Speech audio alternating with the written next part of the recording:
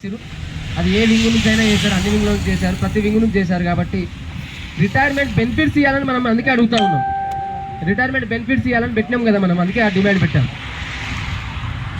Retirement అనేది ఒక ఉద్యోగిగా రిటైర్మెంట్ కల్పించినప్పుడు రిటైర్మెంట్ బెనిఫిట్స్ ఇవ్వాలి. ఒక ఉద్యోగం మీరు రిటైర్మెంట్ చేసినప్పుడు ఆయన ఉద్యోగి అయితేనే కదా మీరు రిటైర్మెంట్ చేస్తున్నారు. మరి ఆ ఉద్యోగిని రెగ్యులర్ చేయొచ్చు కదా, ఆ ఉద్యోగికి స్పేస్ స్కేల్ ఇవ్వచ్చు కదా.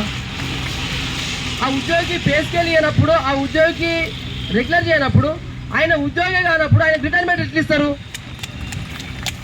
ఆయన రిటైర్మెంట్ ఇస్తారు కాబట్టి మేము ఉద్యోగ భద్రత ఇవ్వమంటున్నాం. ఆయన రిటైర్మెంట్ ఇస్తారు కాబట్టి పే స్కేల్ ఇవ్వమంటున్నాం.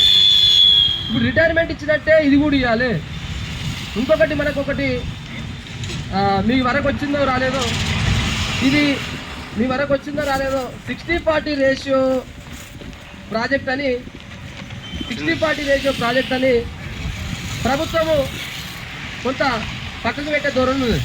అంటే వాళ్ళ ఆలోచన 60-40 రేషియో అన్నప్పుడు మరి మనల్ని తొలగించడానికి కూడా మరి 60% వాటా వాళ్ళది, 40% వాటా వీళ్ళది కదా. మరి 60-40 రేషియో ఉన్నప్పుడు మరి 60% వాటా వాళ్ళదే కదా. తొలగించే హక్కు వీళ్ళకి ఎక్కడిది? మరి వాళ్ళనే పెద్ద పాత్ర కదా.